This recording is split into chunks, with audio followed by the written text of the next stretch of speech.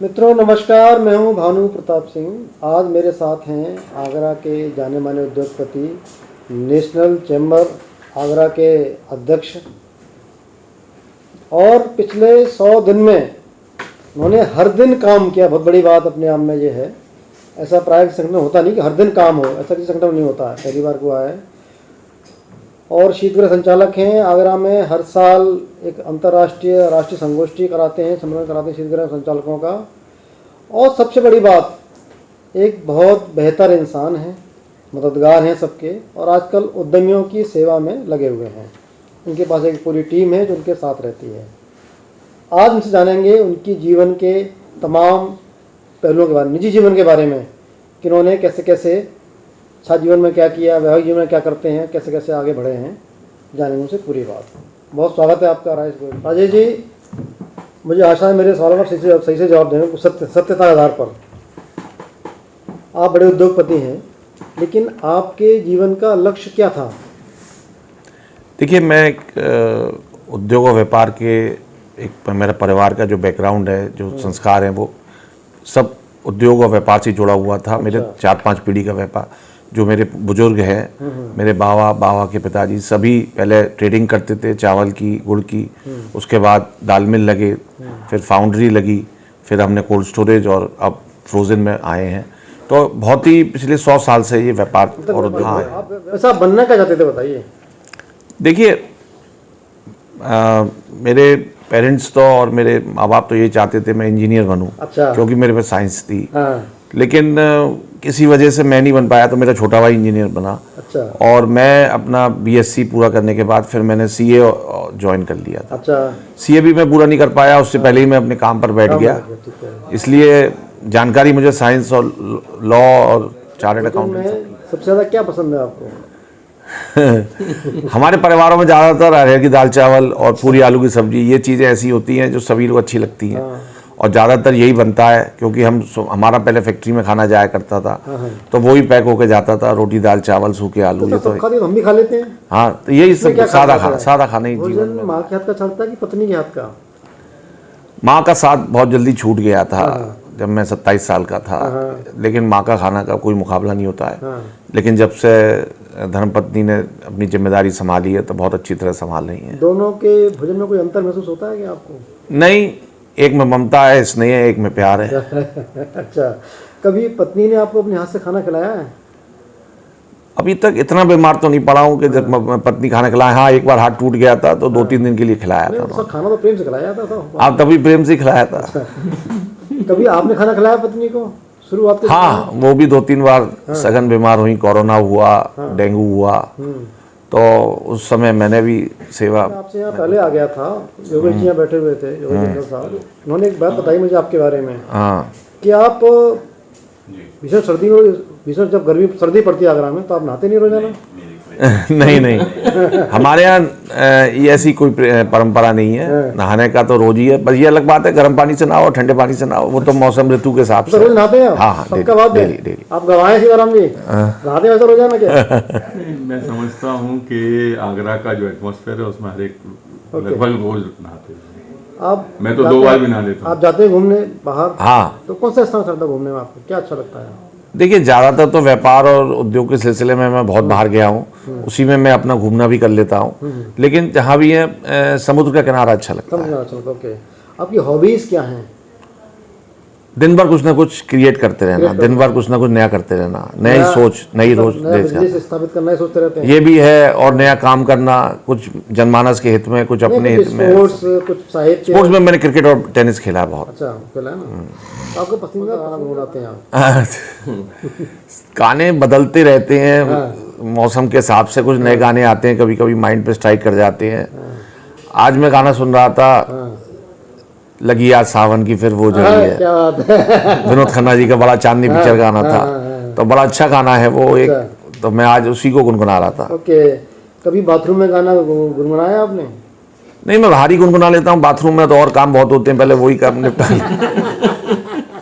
आपकी दृष्टि में सबसे अच्छा अभिनेता कौन सा है? बॉलीवुड की बात करें तो? बॉलीवुड की बात करें तो देखिए, पहले एक ज़माने में अमिताभ बच्चन हमारे बिल्कुल जैसे भगवान के रूप में थे। जैसे क्रिकेट में सुनील गावस्कर और कपिल देव, और इसमें जो है अमिताभ बच्चन जी, बिल्कुल हमारे लिए ऐसा था कि जैसे हम उनसे मिलने के लिए बड़े आतुर रहते थे। 2 बार मिल भी आए फिर उनसे। तो उनका एक्टिंग और उनकी हम कायल रहे हैं। अच्छा, सबसे अच्छी अभिनेत्री कौन सी है? अभिनेत्री उस समय से लेके काफ़ी बदल गई, लेकिन फिर भी हेमा मालिनी थी उस समय। अब तो उसके बाद श्रीदेवी हुई, फिर माधुरी दीक्षित से बड़ा अटैचमेंट रहा। माधुरी दीक्षित का बहुत रहा हमारे, क्योंकि उस एज की और हमारी एज में कोई फर्क नहीं था। वो और हम संग बड़े हुए हैं। सबसे अच्छा नेता कौन सा है देश का? अब उस समय तो अटल बिहारी वाजपेयी जी का स्थान था, आज वो बदल के फिर अब नरेंद्र मोदी जी का हो गया है। कौन सा रंग पसंद है आपको? वस्त्रों में तो देखिए, अब ये तो किस कार्यक्रम में जाना है उस हिसाब से है, लेकिन सफ़ेद रंग के अलावा केसरिया और पीले रंग और गुलाबी रंग अच्छे लगते हैं। आपने बात की केसरिया की, अच्छा, इसका अर्थ कहीं न कहीं आपके मन में हिंदुत्व की भावना है? देखिए, वो तो होना चाहिए। आप जिस धर्म से जुड़े हुए हैं वहाँ पर आपको कहीं ना कहीं आपका जुड़ाव होना चाहिए। ओके, आपको किससे डर लगता है और क्यों? डर लगता है गलती से, गलती ना हो जाए। गलती ना हो जाए। अच्छा, बहुत अच्छी बात है। कॉलेज लाइफ में कोई महिला मित्र बनी आपकी? कच्ची उम्र होती है, सब बनती तो है, हाँ। लेकिन वो वहीं की वहीं बातें खत्म हो जाती है। अच्छा। हाँ, कुछ ऐसा खास नहीं रहा। अच्छा, कॉलेज लाइफ में किसी लड़की को देखकर सीटी मारी कभी आपने क्या? नहीं, इतनी हिम्मत नहीं पड़ी। किसी लड़की ने सीटी मारी हो आपके लिए? नहीं, कुछ खबर आई थी लेकिन कुछ दम नहीं थी। नहीं, आप बस पूरी बात सही बात बताइए। कभी साथ घूमे हो राजा मंडी? नहीं, ऐसा कुछ। सेंट जॉन्स में पढ़े हैं। सेंट जॉन्स में पढ़े हो तो आप सेंट जॉन्स में पढ़ते थे, वही लोग जो थोड़ा सा एक्टिव रहते थे, लड़कियों, और कोएड कॉलेज था, लेकिन ऐसा करा नहीं। अच्छा, कभी कोई मारपीट घटना हुई कॉलेज में क्या? नहीं, मैं कभी इन्वॉल्व नहीं रहा, कभी भी। क्या आपने लव मैरिज की है? नहीं, अरेंज मैरिज है। Arrange marriage? तो अरेंज मैरिज में आपने लड़की देखी और शादी, कितना अंतर है शादी के बीच में? लगभग 4.5 महीने। तो इस बीच संवाद कैसे हुआ? कुछ टेलीफोन पे होता था।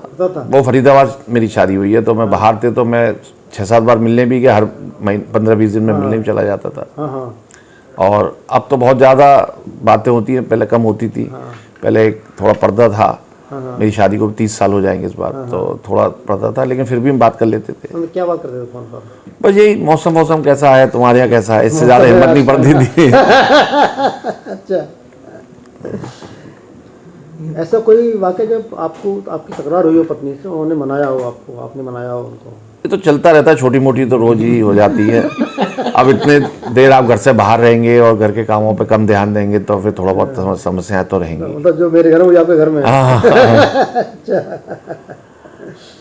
सेवा अच्छी है या राजनीति अच्छी है? राजनीति भी सेवा का एक रूप है।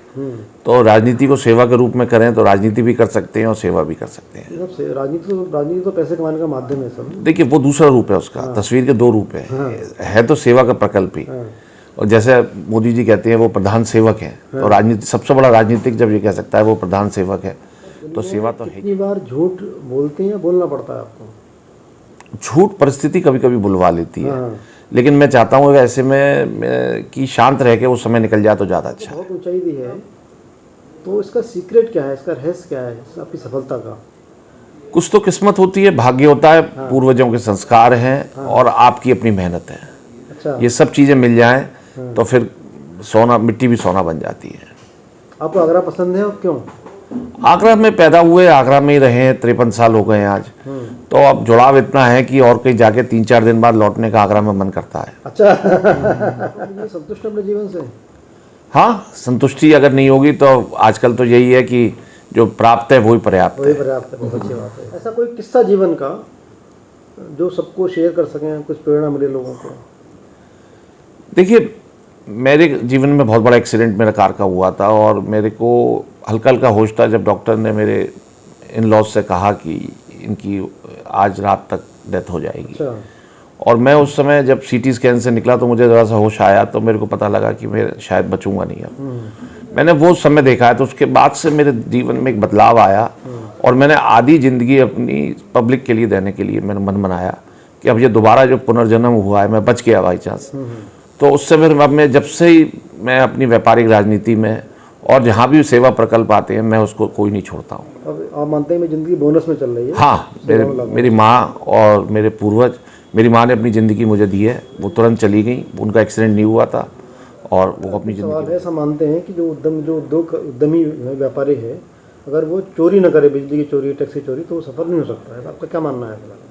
ये एक पुरानी धारणा थी, अब ऐसा नहीं है। अच्छा, फेयर कंपटीशन होगा, हमारे में आपसी प्रतिद्वंदता नहीं होगी, तो अभी कोई चोरी की आवश्यकता नहीं है। आपको टैक्स इवेजन और टैक्स प्लानिंग में एक फ़र्क होता है। टैक्स प्लानिंग करिए आप और आप अपने कार्य को इस तरह संपादित कीजिए कि कोई सरकारी चोरी ना करनी। कोई संदेश देना चाहेंगे उद्यमियों के लिए आप?